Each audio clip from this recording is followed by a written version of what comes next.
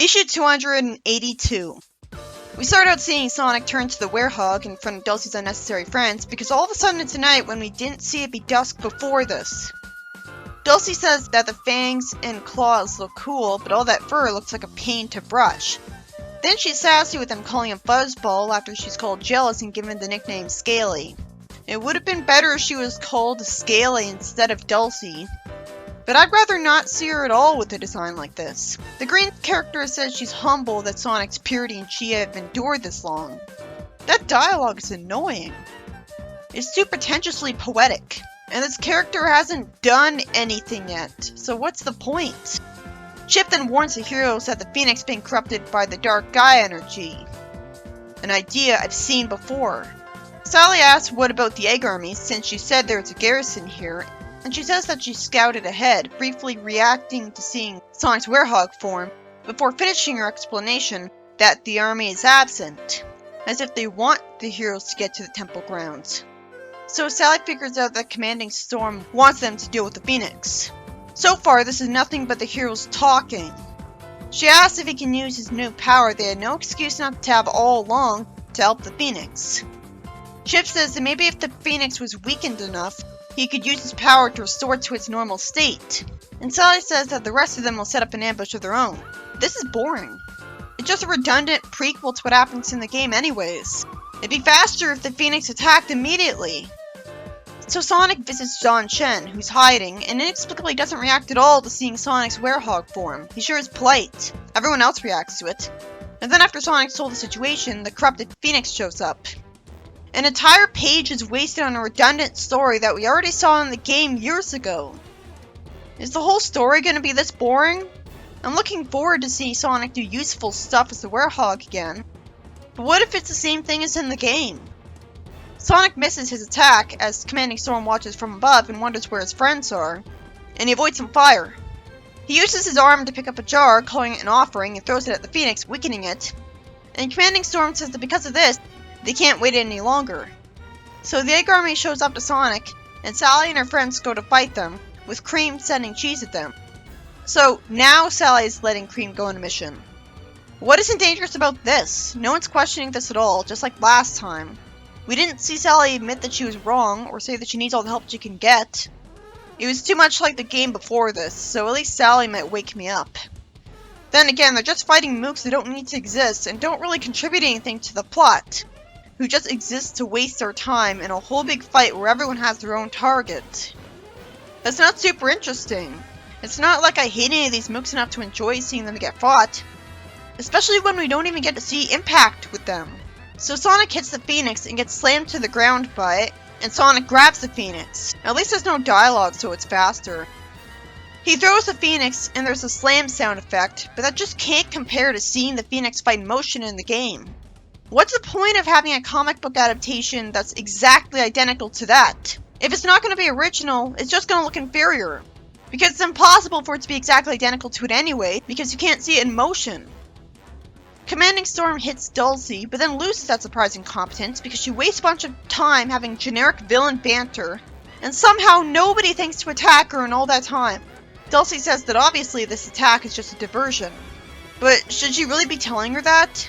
Then Chip says some pretentious dialogue being taken too seriously and turns the Phoenix back to normal already. Well, the fight was so boring that I'm glad it ended. But boring is better than infuriating and frustrating. So this issue's at least easy to read through for the first time. I bet there's no reason to go back to it though. It's easy to sweep through a story really fast when there's nothing to say about it. Because the Phoenix is on Sonic's side now, the army wants to fall back to base. Sonic says that the one at the top of the mountain is about to be remodeled into ashes. Sure, it's convenient that the Phoenix instantly knows that the Egg Army aren't on Sonic's side, and it should destroy a specific building associated with them. I guess the Egg Army tried to attack it a bunch in the past. Why on earth did Zon Chen visit it at night? Why didn't it destroy the base during the day a long time ago? That's kinda incompatible with the Reboot canon. Sally hugs Dulcie after Dulcie can't think of a post-battle one-liner, which, how's that in character? Making her a first-time trainee freedom fighter just seems like a downgrade for no reason that's off-putting to anyone familiar with her. What's the point if it's not gonna be her personality? A perfect example of how the reboot is venom to hardcore fans, and casuals have an easier time with it. They're not gonna mind Dulcie here because they don't know any better. So of course Sonic gets the Gaia key and the story ends. So that was it. In the second story, Ray looks through binoculars near a tree at the same height as Mighty and Knuckles basically, and says that this gate is no good either because there's a sniper tower right at the other side. Mighty says he'll handle it if Amy will lend him her hammer. Amy calls him a gentleman and says that Sonic could learn from him, meaning that she doesn't like Sonic for who he is enough. Mighty throws something and causes an explosion. Not that I can see the hammer itself flying. Mighty and Knuckles break through a wall, and Ray says he'll see them in a minute. And this story is by Flynn instead of Ala Baker for some reason. Why is a page being wasted on worthless crap? This character looks like garbage. Oh, there's even more of this. Finally, we see Knuckles attacking a goon. I don't know why Mighty's told he's gone soft. Especially since when faced with a gun, he simply crushes it and hits the soldier away. And Knuckles says that when this is all over, they can have a sparring match at his place. How does he expect neither of them to get injured? What a moron. They see 2 shards of the Master Emerald in a wisp container, and waste time talking instead of running towards it while talking. Then they see some electricity. The hideous sub-boss threatens them with electricity, but Knuckles says he's got this while Mighty is scared of her for some reason. So he easily dodges the electricity, and Ray tells Mighty from the camera footage that they're all clear out here and tells him to make it quick. Mighty then figures out where to throw the shards, saying that there's no wind. It's confusing that he said that they traveled X number of kilometers. What is that supposed to mean? Was the writer really too lazy to come up with a random number? And how does he always know which way is north? There's no anklet on him that vibrates when he faces north. It's magic. So there's an entire page where the thing's thrown to Moss and it misses the X, and he says, close enough. Knuckles has burns on his gloves, as Mighty asks if he's alright. And Mighty snarks that their command center is woefully understaffed, as Amy's around some knocked out mooks and says, oh my goodness, so many buttons! Whatever do they all do? I guess she's talking like that to be funny. Amy whistles into a microphone and it tortures the mooks. And then some panels are wasted before she smacks something with a hammer and jokes that she broke it by accident and should leave this kind of thing to Tails. But her breaking something isn't very satisfying because I don't even know what she broke. It's not like Amy shot an arrow at something to delete Eggman's weapons data. It was amusing how she talked in a funny way, but I can't help but feel sorry for the mooks having to listen to that whistling to a microphone. That's pretty cruel. Amy plays Mystic Melody, I guess on a flute she summoned from Hammer Space, and then it vanishes. She says that somehow a bunch of shards are on Westside Island. And Mighty says that he wants to stay here to protect Moss from the shitty OC character. Another reason to hate Moss. The smug old man just holds Mighty hostage in one place so that he can't be useful outside Jamaica. Whatever happened to him being with the Chaotix, which is loyal to the games because he was a Knuckles Chaotix. Moss even says that the sub-boss doesn't know where they live. So the story ends with the heroes deciding to go back to the Acorn Kingdom, which is exciting at this point considering how much that Archie setting has been ignored. This issue is by Ian Flynn. The first story was so unoriginal that it's barely even worth reading. But at least it being boring instead of frustrating made it easy to read through. Sonic fights the dark guy of Phoenix and restores it to normal. The end. His other friends hit some Egg Army mooks a few times, but it's completely pointless to the plot that they're there.